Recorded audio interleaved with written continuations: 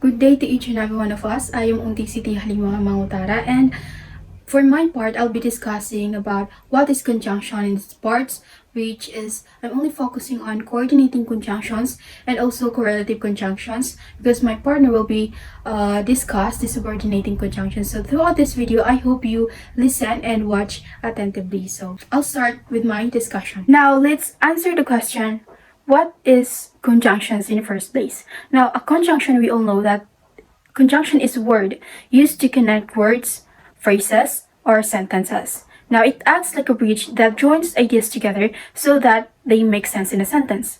There are three different types of conjunctions. The first one is we have the coordinating conjunctions. Like, for examples, are the words and, but, or, for, and many more, which join equal parts of a sentence. Meanwhile, when we see subordinating conjunctions, these are words like because, if, although, and many more, which connect a main sentence to a dependent one. And when we see correlative conjunction, these are also connector or words that connect ideas like either or, both and, either or, neither nor, and many more, and which they work in pairs. Now, conjunctions help our speech and writing flow better by linking ideas clearly and, of course, smoothly. Now, the first type of conjunction is the what we call coordinating conjunctions or coordination. Now, what is coordination in the first place? Coordination is the process of joining two or more equal ideas using conjunctions like and, but, or, and traditional grammar calls this compounding because it combines parts of a sentence like subjects, verbs, or objects into one stronger idea. When we do this, we are creating a compound, which means something made by putting parts together. Now we have the first compound, which is the compound sentence. The given situation or the given example is the boys sang and the girls danced last night. Now this is a compound sentence because it is made by joining two complete sentences, also called as independent clauses, using coordinating conjunction. In this case, we use the word and. The first part is we have the boys sang, and this is a complete sentence because it has a subject, the boys, and the verb, sang, and it expresses a complete idea. The second part is also a complete sentence. The girls danced last night. This is also a complete sentence because it has subject, the girls, it has verb dance, and it gives a full idea including when it happened. Of course, it was last night. Now we join them together. Now it becomes the boys sang and the girls danced last night. The word and connects these two complete ideas because both sides of the sentence can stand alone. When two independent clauses are joined by coordinating conjunctions like and, but, or so, we call it compound sentence. Now the second compound is we have the compound subject. The given example is the teacher and her students will join the parade. Now here in the sentence, it has two subjects. The first subjects we have the teacher and the second one is in her students. Now because there is will join the parade, which basically means that they are doing the same action together. Now when two subjects are joined like this, it's called a compound subject. Now the third compound is we have the compound verb. Now here the given situation is the children play and eat during recess. As you can see here in this sentence, there's only one subject, which is the children, but they are doing two actions, which is play and eat. Now when one subject does more than one action joined by a conjunction, which is in this case, we use the conjunction and to connect two verbs. Now that is why this is a compound verb. That's how easy it is to know if this is a compound verb or compound sentence and compound subject. The fourth compound is we have the compound object. Here in the sentence, we boiled corn and cassava. Now, in this sentence, our subject is we, our verb is boiled, and our objects are corn and cassava.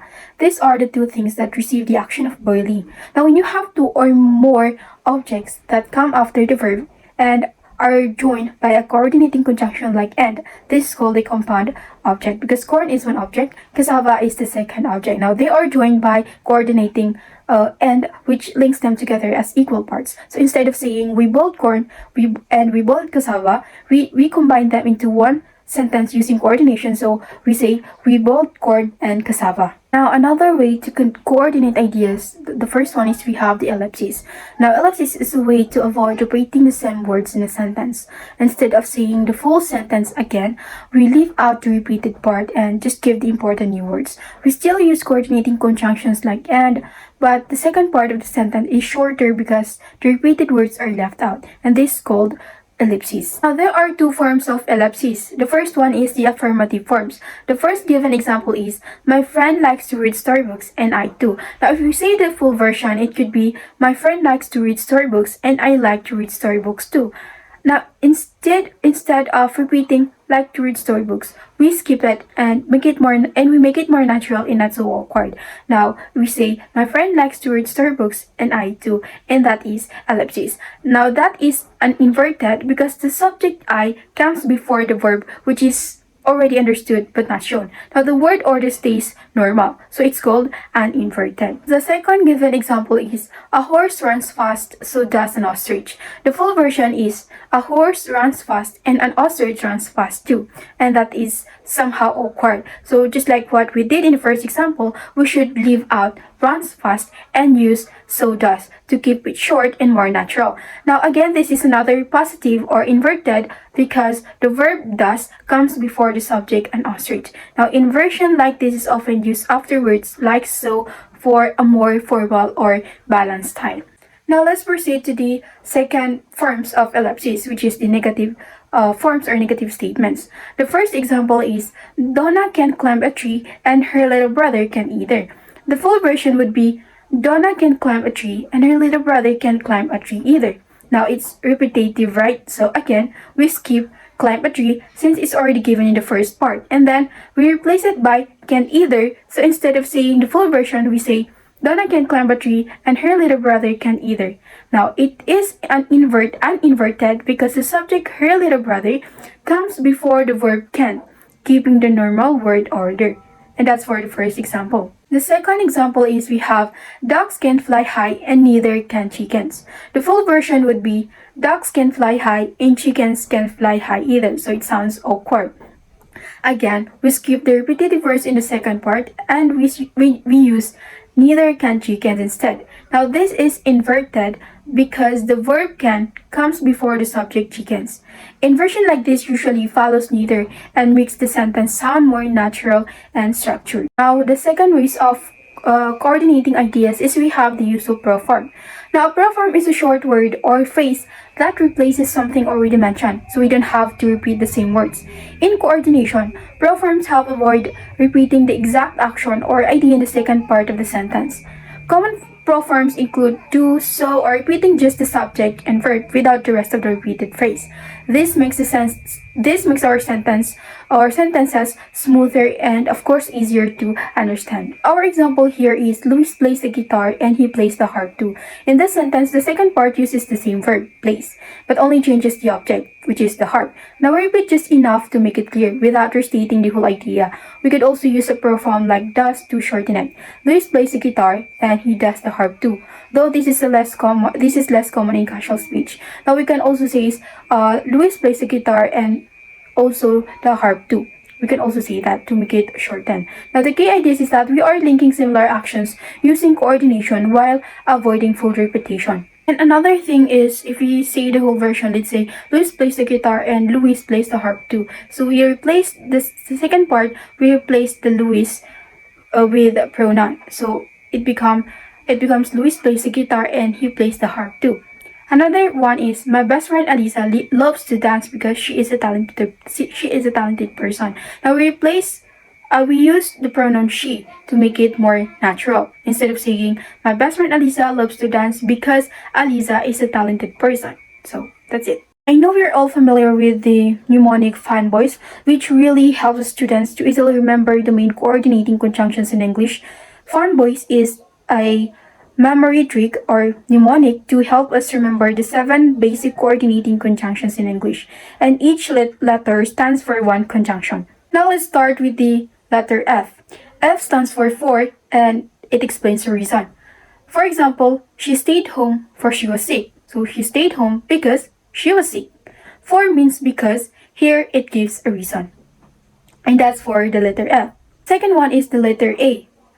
A stands for and means it adds one idea to another. Our example here is I like apples and bananas. And the word and joins similar or related ideas. So I like apples and of course I also like bananas. So we use and to connect two objects. I like apples and bananas. The third one is we have the letter N. And N stands for nor. Now it connects two negative ideas. Our example here is he doesn't eat meat, nor does he drink milk. And nor is used after a negative, often with inverted order. Now he doesn't eat meat and also he doesn't drink milk. That is the functions there of the conjunction nor. Number 4 is we have the letter B. And B stands for but. And it shows contrast between two ideas. For example, I wanted to go out but it was raining. So but here introduces an opposite or unexpected idea. Number 5 is the letter O. And O stands for or. And it gives a choice or alternative. For example, would you like tea or coffee? And our or there represents options. Number 6 is we have the letter Y. And Y stands for yet. And it introduces contrast similar to but. For example, she was tired, yet she kept working. Yet there shows something surprising or opposite happened. And that is for the function of the word yet. The last one is we have the letter S. And S stands for so. It means it shows a result or consequences or consequence. For example, he studied harder so he passed the test. So it means our so there means therefore or as a result. So she studied hard, so as a result, he passed the test.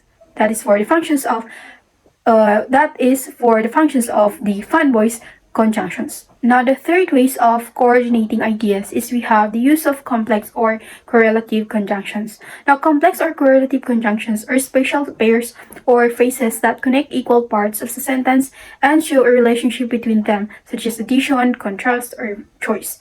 These include pairs like both and, either or, neither nor, not only but also, and more. Now, they help coordinate two related ideas clearly and effectively. Now, common forms of correlative conjunctions. Let's start with the first one, the use of both and. Now, both and means it used to add two equal ideas. For example, both the teacher and students were excited. This means the teacher and the students were excited and both are included. That is for the both and.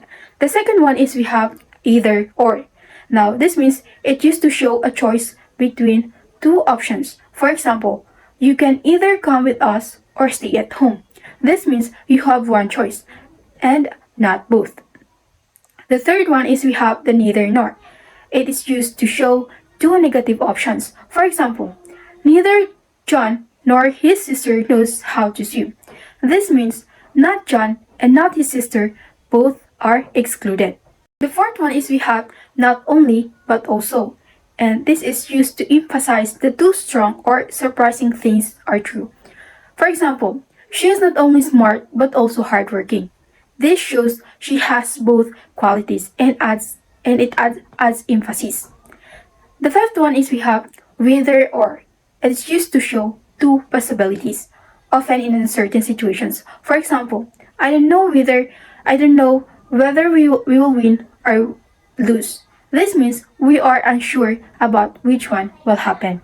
And that is for the common forms of correlative conjunctions. Thank you so much for watching and also listening attentively. I hope I've made my discussions clear. Again, I am Unti Siti Halima Mangutara, your future educator. Thank you.